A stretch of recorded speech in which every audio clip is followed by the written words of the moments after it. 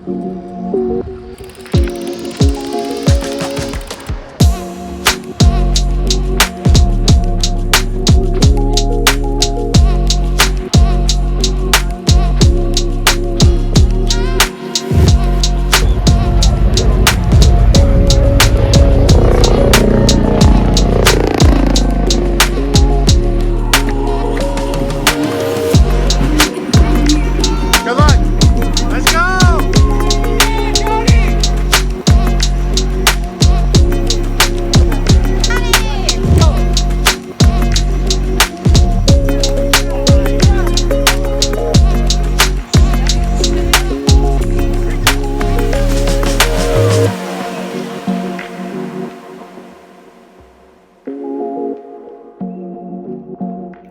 right, let's do this. All right, I think I'm ready. It is October 16th, 2023. It has been 1 month since I did my first Ironman. I did Ironman Italy. You could read the shirt, finisher. So I've been wearing this thing all month now, and I haven't taken it off yet. I'm waiting for somebody to ask me about my race, but nobody will ask me about my race. So I'm just going to put it out there. If you see me wearing the shirt, ask me about it. I'd love to talk about it. You know, we all would. But anyways, yeah, it's been a month. I was hoping to get this video out like maybe a week after the race whenever I was fresh, but I just did not have the energy to do it.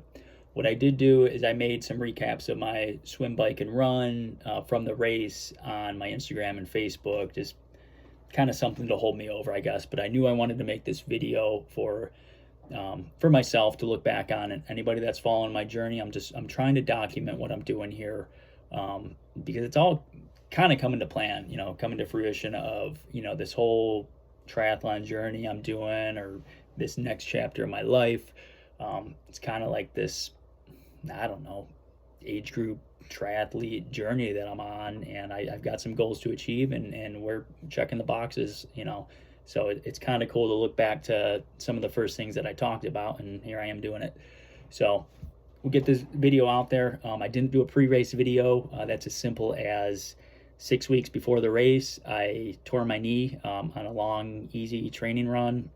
Just took a step, felt a sharp pain, tried to start running again, felt 2 more sharp pains and a wiggle, had to shut it down. And yeah, I walked that run in with a lot of doubt. A lot of doubt if I was going to make it to the finish line of this race. I knew I was going to make it to the starting line. I had too much invested in this race to not go out there and give it my best shot. During those last 6 weeks of training, I picked up the swimming. Yeah, I picked up the biking. My injury did not affect my swim or bike during the training phases. So I just couldn't run. You know, the last 6 weeks, I think I put in, you know, maybe the last 2 weeks before the race, I think I was able to run 3 miles and maybe a 5 miler or something. And there was so much doubt going into this race that I did not want to, I didn't have the motivation to put out a pre-race video talking about stuff like that. I just felt like I kind of really ruined this one.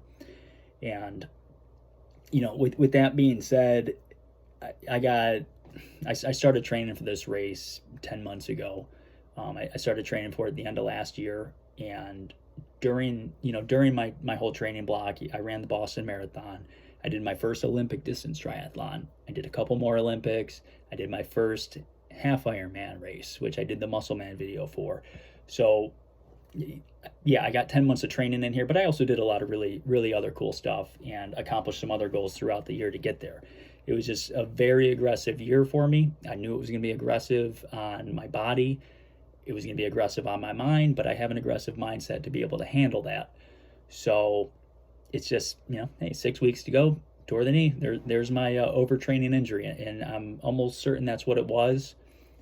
This is, you know, it was my bad knee. I had the knee reconstruction on that one, but I think I just had a lot of muscular fatigue in that from one of my peak training weeks, and it just, you know, went out. So if you're going to do something very aggressive, like go from being a sprint triathlete to a full distance Ironman in 1 year, good luck. You know, monitor your body as best you can, and listen to your body too. You know, take it easy if you got to take it easy.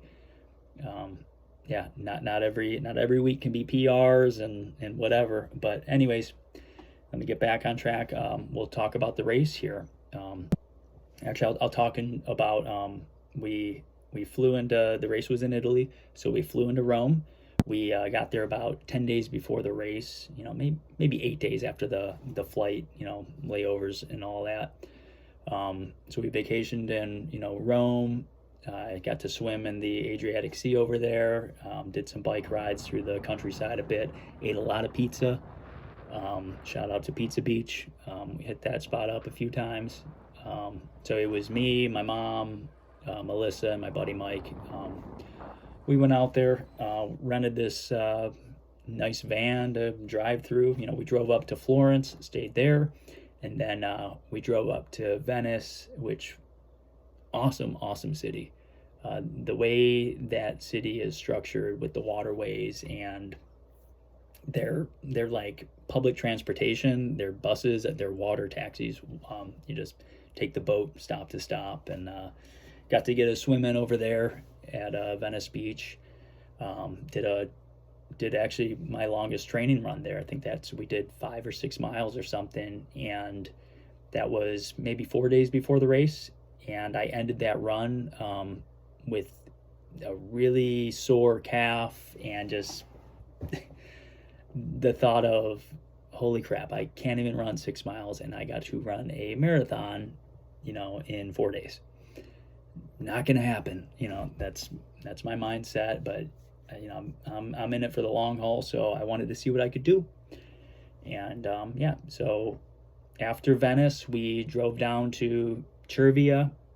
I've been pronouncing it Servia. I think it's Cervia. That's what I heard over the loudspeakers, so I hope I'm getting it right, which is where the race venue was. So we got an Airbnb over there. We got Airbnbs at all the cities. That's the way to go. But yeah, so we got there and just I started tapering the body down. 2 days before, we went to the Expo, and I checked in. I did not at all at the Expo. I did not get sucked into buying a bunch of gear. This is a nice visor though. I had to get a visor, but there was no way that they were gonna suck me into getting all this, stuff just because it's my first Ironman. Ooh, I'm gonna buy all this gear. Like, I ain't doing that. So we hit the Expo up just so I could check in and not buy anything. Like, they sold like race bibs, and they sold like all this stuff, this like cycling jerseys and whatnot. I ain't falling for that crap, Ironman. Not again. Fool me once, okay, maybe I'll get a visor, but ain't gonna happen. You ain't getting me. So what they did give me though was this nice backpack with my registration. I only paid $800 for this, so that was a pretty good deal. And got my race bib number 520. I tried to get there early to get a low bib number, and this is what I ended up with. There was 2,500 athletes maybe, so I was thinking this would be a pretty good bike rack in transition area. It wasn't. And I got a bumper sticker. Actually, I got 2 of these to put on a couple vehicles. But ooh, and this, got my swim cap. I've been wearing this thing proudly at all my pool sessions, waiting for people to ask me about my race. If you see me wearing this thing, it's just maybe ask me about my race, how it went. This is my intimidation swim cap until people see me swim and they're like, who'd you steal that cap from? But I've been told I look like a swimmer now, so I don't know. I don't believe it yet, but just wait. I'm getting there. But anyways, I'm not going to go too crazy about talking about the Expo all that much. You got your athlete check-in. We did the race briefing. Your standard stuff. It was a wetsuit legal swim, which it was actually pretty close because the pro athletes couldn't wear their wetsuits because there's like a degree of variance between the pros and age groupers, so they weren't allowed to wear the wetsuit. We got to wear it. But yeah, so we checked in Thursday. Friday I had to check in the bike into transition. You got to leave it overnight, and check in. They give you your transition bags too. You get a bag for all your bike gear and a bag for all your run gear, so which I kind of like. You don't actually have to set up all your stuff under your bike like a lot of these other tries. You run into transition, grab your bag, put on your bike helmet or whatever, grab your bike and go. So yeah, I don't know, pretty standard stuff there as far as the registration, Expo, and all that. It was good. My first Ironman. I'll put up some clips and whatnot. I'm sure it'll be behind me here. So let's talk. We'll get into the race now, I guess. The race was on a Saturday. I did what I could to make it to race day as healthy as I could. I was feeling all right. In fact, I should backtrack a little bit. The Thursday before the race, they had a 5K, like a night run through the downtown area of Cervia. So I got my mom and wife and my buddy Mike. We all ran that, and that was my mom and wife's first 5K, so that was really cool of them to do that. I think they enjoyed it. And I ran it too. I ran it at what I was projecting my marathon pace would be. Just I had to do some type of race week run, and that went okay. I felt good there. My calf didn't do the thing where it locks up, so I actually felt kind of primed and ready to see what I could do. So come race day, Saturday morning, get to the venue. My transition area is already set up, because we drop everything off the day before. We got the transition bags already, everything's in there. So I put like the nutrition on my bike, the bike bottles and whatnot, pumped up the tires. But yeah, got the wetsuit on and went over to get a little warm-up swim in before race start. You line up in the your wave based on your projected finish time for the swim.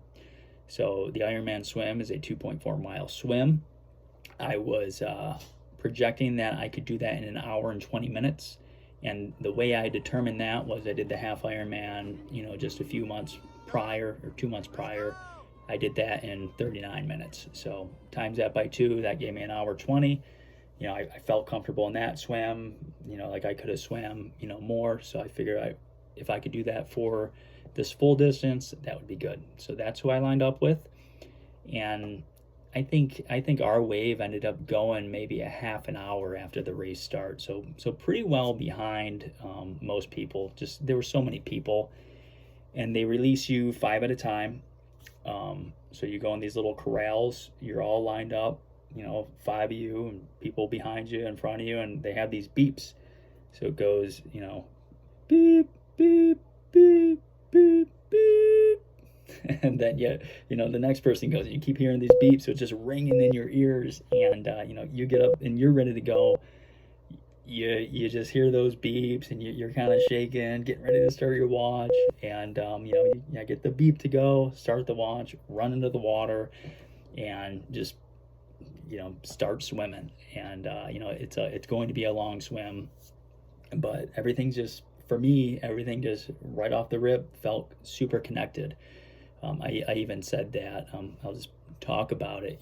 My swim stroke for the first time in a race, my leg kick felt connected to my arm stroke and pull and all that, and everything was just in unison, in sync, like I felt like I was swimming how a swimmer would swim. And I never had that from start to finish in a race, where it was just, I felt great. I really did. And I had my watch to give me kind of a beep update every 500 meters or 500 yards. And my first 500 was in the 7-minute range, which that's the fastest 500 I've done. So kind of a red flag there. You're doing your longest swim you've ever done, and you just did your fastest 500 in the first part of the race. I kind of chalked it up to, we did run into the water, and I started the race as a swim, so I didn't think anything of it. And you are getting a little bit of draft benefit with so many people, but the next 500 was in I think like in 8:08 or something, like the low 8-minute range, and it's like, I feel good though, so I'm going to keep going with this until maybe the half distance, and I'll reassess myself.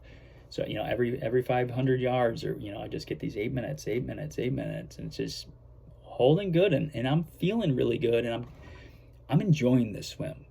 Like, I'm out there like, let me try a different breathing rhythm, just 'cause I'm really enjoying swimming. Let me try to glide this stroke more and see if I could, keep pace with this guy next to me. And it's like, I'm kind of gaining on this guy next to me, or, it's like you're just kind of, you're aware of the people around you a bit, but you're also just sighting and going. And yeah, I was just kind of having fun playing around out there, enjoying my pace, enjoying knowing that I was in the Adriatic Sea in Italy swimming. Like, that was cool.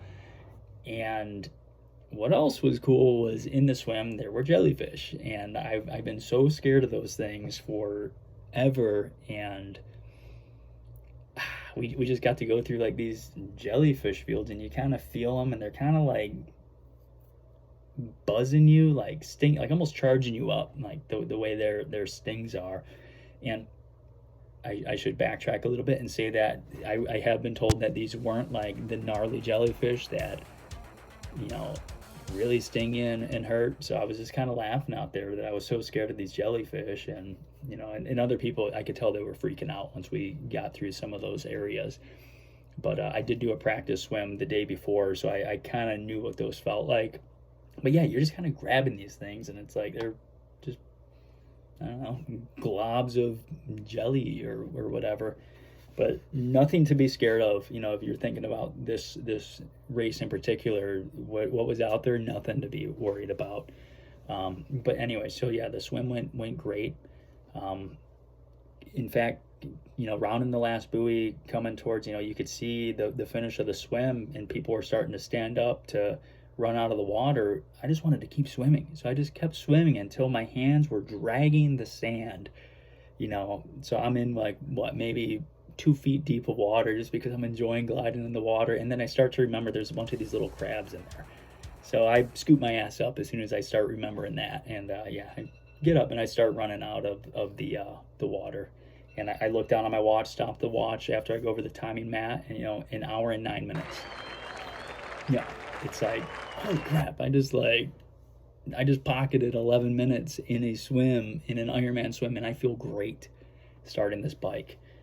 And it kind of blew my mind, kind of pumped me up, a bit. Like, that was my best swim. Like, oh, awesome.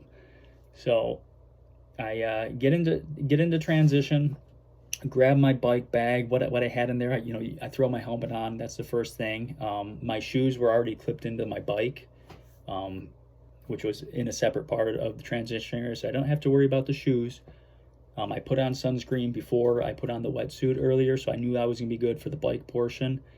And yeah, my nutrition plan on the bike was I was going to take in 350 calories an hour, which it's about 75, 80 grams of carbs. I was doing that with the Morton gels and Gatorade Endurance. And I put a little bit of extra like non-flavored carb in the drink too. So I had like this super bottle of like, I think my bottle had like 500 calories in it or something, maybe 600 calories. It was enough to last me 2.5 hours on the bike before I'd have to rely on course nutrition. And I also took some fig bars for just to give me like some type of solid food to eat, aside from the tasty Morton gels. But anyway, so I grabbed the bike, and I talked earlier about I had a low bib number, so I wanted this nice rack in transition to be close to the exit, and I was really close to the run exit of the transition area. But what I wasn't close to was the bike exit. So I had to grab my bike and run, I kid you not, like a quarter mile with my bike through the transition area, past all these other super expensive bikes, and just like navigating around people that were changing or whatever, and whatever. So it's a really long transition area. And then right by the bike exit, they got the pro racks and all the all-world athlete racks. Like, that'd be nice to be able to run through without a bike, grab it, hop on, and go. But nope, not me. Nope, not me, old peasant. Um, Whatever.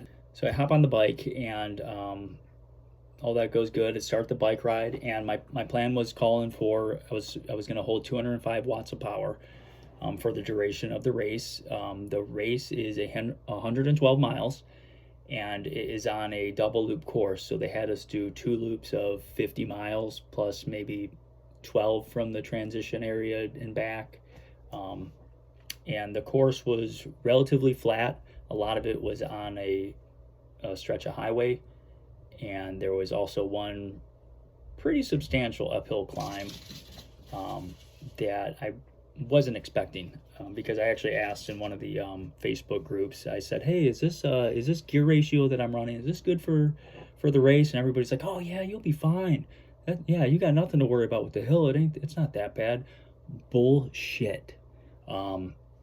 So I went there with 1125 tooth cassette range on the back, and my plan called for 205 watts of power. The lowest power I could hold going up this hill was 270 watts at a cadence of 40. So I'm pedaling 40 revolutions a minute versus my actual race cadence is supposed to be 85.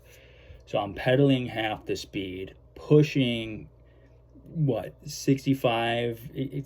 Probably even 300 watts of power going up this hill. And this hill, I think the climb took me maybe 10 minutes of that. So you are just burning up an entire, we're not burning matches, we're burning entire match books of energy going up this hill.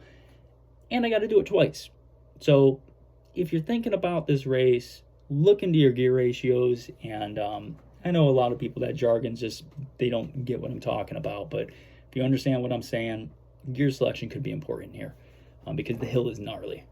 So that's what I got. What was cool about the hill climb, though, at the top of the hill was this dude playing this accordion, I think, like polka music, this accordion. So you get to the top, and he's just, hammering away at that thing, and there's like a whole crowd of people up there cheering like you're in the Tour de France or something. So that was like really cool to make it to the top of the hill, and they were just cheering everybody on. We're like slow climbing like turtles up this thing, and they're just cheering you, and you get to the top and then do this really fast descent back down. So that was cool, and we had to do that twice. So 50 miles later, I'm coming up the hill climb again. The dude's still wailing around on this accordion, and it's like, this is cool. So I was very happy with that. My goal for the bike was to go under 5 hours for the distance, and that's what I was projecting I could do, because I did a training ride for that distance, and I did it in like 5 hours and 10 minutes with some stoplights and whatnot here and there. So I knew I had that in the tank, and I you got to monitor how hard you're pushing the bike, because you still got to run a marathon after. But I ended up doing the bike course in 4 hours, 55 minutes, and 59 seconds. So got that goal. Was very happy with that. What I was not happy about was I was expecting that time to put me pretty high up in the bike standings, and there's some, so you're not allowed to draft on the bike, and drafting's where you're in somebody's draft zone to get the wind blockage, and they kind of pull you a lot of it, and the penalty for that is if the ref catches you, you get a 5-minute penalty. And I am so scared of that like I do not want to be caught having to sit on the side of the road for 5 minutes because I accidentally entered this drafting zone. Let me tell you what, there were packs of, like, I kid you not, 30 riders in the peloton, like, drafting the entire duration of the race. This was blatant drafting, blatant cheating. You cheaters, I got words for you, and that makes me very angry. And there was probably, from my count, maybe 6 or 7 packs of these riders, just these swarms of people drafting the race. And there's a lot of people that did not earn their bike times. I don't want to say who or what because I'm not out there investigating everybody, but yeah, um, that irritated me a lot, and that made my race a bit difficult too because when I would go to, I'd have to pass 30 riders in one shot because you can't make a pass and slot into this peloton because then now you're drafting too. So I have to go past 30 people, to keep on with my race and push my power because that's just what you have to do. And then I did, I passed them and my head's just you mother, yeah, very angry at that, and not really. I don't know. I'm talking like I'm all pissed off, but I'm very happy with my time. I hit my goal. I'm proud of my goal. I'm a fair racer, and I will always be. Another thing on the race course that was totally cool was you go past these like salt flats or whatever. I think they're salt flats, unless that's like a Zwift thing. I think they're salt flats on this course. You go past it and you look over, and there's these flamingos just like walking around in their natural habitat. So, my head was like, oh, that's why they put flamingos on the half Ironman shirts here. Like they actually live here. Hey, we're not in Ohio anymore. So that was a positive for the bike. Yeah, anyways, bike time met my goal, and was very proud of that. I was looking forward to seeing where I placed in that, and not where I wanted. But anyways, come back to transition, and now in my head is like, let's go, Johnny! I just banked time on the swim. I just banked time on the bike. Now I have to see if I could run. And it's like, I got to run a marathon now, and see what we could do, I guess. So I run off the bike gently because I'm like trying to baby my knee a little bit. I'm trying to preserve this thing. I got it all KT taped up, and that didn't last. The KT tape's flailing around. I'm sure I'll put up some pictures or whatever. So that was in my head too, like, oh, I don't have this knee support. But whatever, go through a transition. I get my socks and shoes on. I decide to take a little bit more comfort time, and I put on sunscreen. Took a leak. I could have, pissed my pants on the bike or something, but I figured I deserved to use the restroom in transition area, and I took maybe an extra minute than I usually would. I usually have really fast transitions. Here, an extra minute. Some people are probably sleeping in transition for an Ironman, so I'm good with that. It was worth it. I knew I was in for a long race here in the marathon, and to tell you the truth, this injury kind of reshaped my goal for this race. It turned it into, my initial goal was to sub 10 hour this race. And with this injury, my new goal was finish this race. My new marathon goal, the original goal was a 3 hour, 15-minute marathon. My new marathon goal was try to walk it under 6 hours. My actual goal was try to finish it under 4 hours. With this injury, if you have to walk and run, that could still give you a good time. You get a good swim, get a good bike, try to do a 4 hour marathon, see what you could do. So anyways, I start the run. I see my mom, wife, and Mike over there, give them a high five or whatever. And the way the run course is set up, it's a full marathon. It's 26.2 miles. And they have you do 4, just over 10K loops. So you have through the city of Cervia. And so, yeah, you got to loop this 4 times, which, man, that kind of sucks. But kind of cool for spectators because I got to see, my family and Mike, they got to run back and forth. So I seen them like 20-something times probably, which was kind of motivating. And the crowds lined the entire race course too, so that was neat. My strategy going into the run was make it through the first loop. I figured I could run probably 6 miles before I'd start getting some niggles and pains and whatever. Yeah, niggles. That's a term. I'm in all these Ironman groups like from Europe. yeah, or like whatever. Like I could tell they're based over there, and they use terms like niggles and oh, I don't know. I'm saying it, niggles. So I might get some niggles.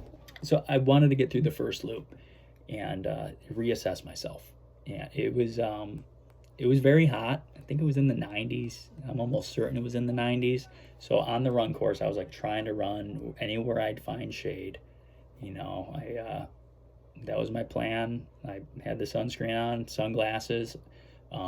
Another thing that I was taking to be sure of was electrolyte, like salt tablets. I took a tablet every hour, and that was even on the bike. I'd make sure I'd have like 750 milligrams of the salt tablet, sodium, like electrolytes and whatnot. So I was doing that, on top of the Gatorade endurance and whatnot. So I figured my sodium intake was going to be good, doing it that way. I had a pretty high sweat rate for the race, but I think I was staying on top of that. If you're sweating, that's good. So yeah, anyway, so I get through the first loop and I'm feeling good, So let's start the second loop. So the way I'm pacing this run is, I started the race, the running portion, doing 7-minute and 50-second miles. That's kind of what I figured I could sustain with the knee injury. And what that kind of did and here I am, doing the second loop. I'm still holding that pace, which is great. I actually wasn't expecting to make it to that point. So what that's doing for me cardio wise is that's a slower pace than I would normally, project myself to run. So my cardio, it's super low. So that's kind of just keeping me in check a bit. But my knee's getting looser and looser feeling. It's very, I don't know if like unstable is the term, but also my foot just started like throbbing because I'm being as gentle as I can on that leg, that it's just like I'm running with a limp, and just that pressure it's putting on my foot is just like my foot's starting to really throb, and I was getting sharp pains in my foot now, which is great. But anyway, so I get through the second loop, and here's another reassessment point, and the start of my third loop, I don't know what the feeling was.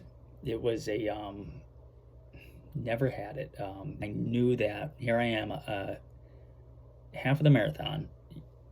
I know that I'm going to finish this race. And I just put in a really good swim time. And I just put in a really good bike time. And I put in so much freaking work this year to like get to this point, get to the start of this third loop. And like I know my knee is going to give out on me. Like that's just in my head. Like I know it's not going to let me finish this race, or I'm going to have to walk it in. It's like this could be such a good race if I could finish this. And it's just like you put in so much work, and it's like, oh, it felt like a whole year's worth of work, just kind of like it all leads down to if my body will let me finish this race. It was a very hard feeling. I almost got like teary-eyed, or like I got goosebumps, like just overwhelmed. Like I want this so freaking bad. And but anyways, that was the start of my third loop, and I'm just like taking it a mile at a time, and there's an aid station every mile. Getting my freaking pineapple mango Gatorade is what they gave out at the aid stations. It was disgusting. But I'm getting that, that's like what I'm relying on for my course nutrition, because they said they'd have Gatorade endurance. So I was expecting lemon lime. That's what I had for the first 10 miles of my run or so. But once I was done with my bottle, I had to get I don't know where I'm going with this. Just know what they're going to give you at the aid stations if you're relying on course nutrition, because it was not good. But that's what I was relying on. I handled it well. My gut handled it fine. It just tasted gross and like whatever. But anyway, so I'm going aid station to aid station, a mile at a time, getting through, mile 14, mile 15, mile 16. It's just I'm getting there, and but like uneasy feeling, my knee's gonna give out. When's it gonna give out? So I get to the fourth loop, start the fourth loop, it wasn't as like I didn't get that like emotional feeling of like what I got on the third loop, but it was just kind of like man, I hope I keep it together here. And it's hard, I'll say that. I get to maybe probably mile 20, 21 or so, and I pass Melissa and Mike, and they kind of laugh because I was like, why? And I knew why I said that. I knew that I said it. And I think when you're doing something this difficult, or you have a difficult goal that you want to achieve, I think that you have to know your why. And when it gets tough, you have to be able to answer that. And my why, it's pretty dark for me. It's like I do this stuff because I feel like I know what I want to say, but like I'm addicted to this like dopamine rush that you get, this performance. Like I need to push my limits. If that like I need to keep going and going and going, go further and further. And it's like I needed something in my life, like this sport, to keep me going. You could push your limits, and I think that can turn into a slippery slope. But for now, it's holding me together. But I also am forming other whys to be able to answer. Like my why right now, it will allow me to. It allows me to do what I do. It allows me to achieve what I've achieved. It will allow me to get to the finish of anything that I want to do when I can answer that why. Like it's a very strong thing, and that's cool, but it's a dangerous deal for me. I have other whys going for me that will help me mentally, have other reasons to do this. And a lot of that is I genuinely do enjoy this sport. I genuinely love swimming, biking, and running. I love how accessible this sport is. I love going out the door, going for a run, going half a mile down the road to swim. I love having, the pain cave downstairs to train in. I love the friends that I'm meeting. I love the people I train with. Our common interests. We're all pushing our own limits. You feel like, you're not so crazy, I guess, because we're all crazy, doing this. But it's a cool community to be a part of, and I think that's another viable why for me. I love doing this. So will that get me to the finish? Maybe, but I could answer my own why at that point, the hardest point in this race, and I knew I would get there. If my knee gave out at that point and I had to walk it in, I would have been proud of what I was able to do. But I kind of knew that I was going to get to the finish, just, kind of limping along. I was still holding, my 750s or maybe 8-minute pace at this point. I didn't hit like a marathon wall, mile 20, you get the wall. Didn't hit that, and a lot of that was due to running the lower pace, having the lower cardio. My nutrition intake was good, aside from the Gatorade, the pineapple bull crap that they handed out. But yeah, I get to the last, maybe the last 2 miles or so. I see my mom, tell her I love her. Bang, bang. Yeah, and I know I'm gonna get to the finish there, and I knew, what my time was projected to be.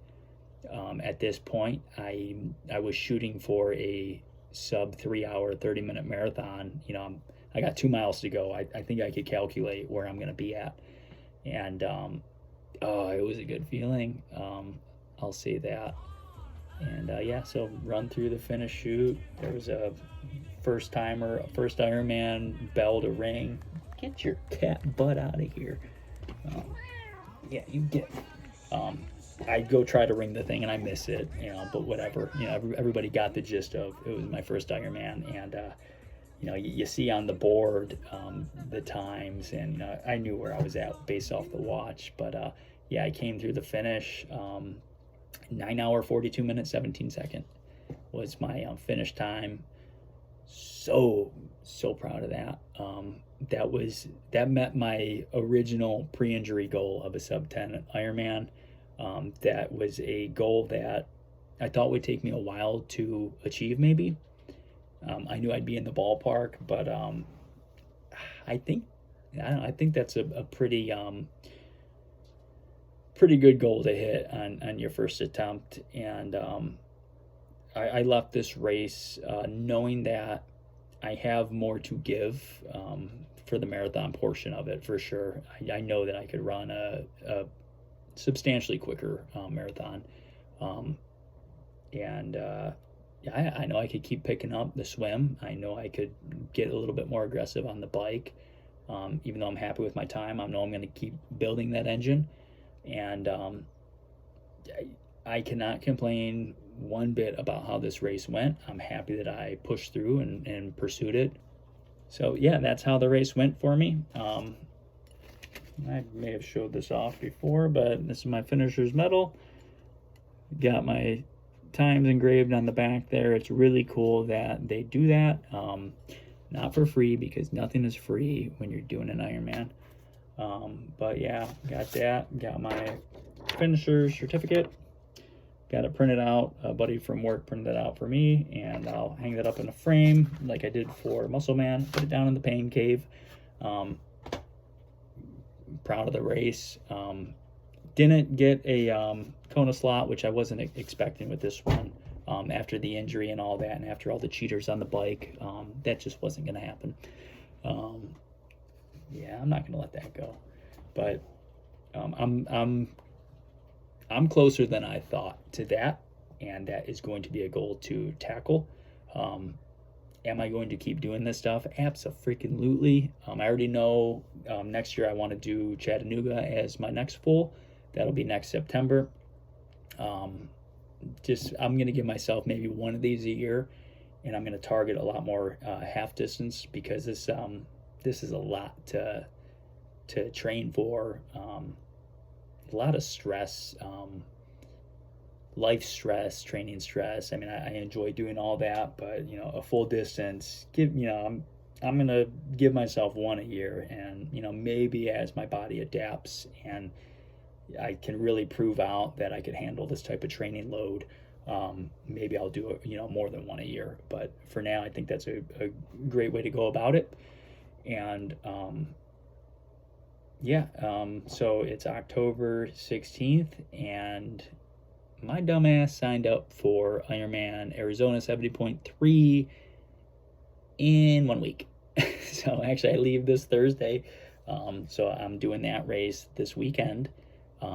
I did sign up for that before I got injured, but I want to go do that one. So I'm going to go out there, stay with my aunt. I'm going to do a pre-race video for that, so I don't want to talk too much about it. But I do have reasoning for why I wanted to get that race in there before the end of the year.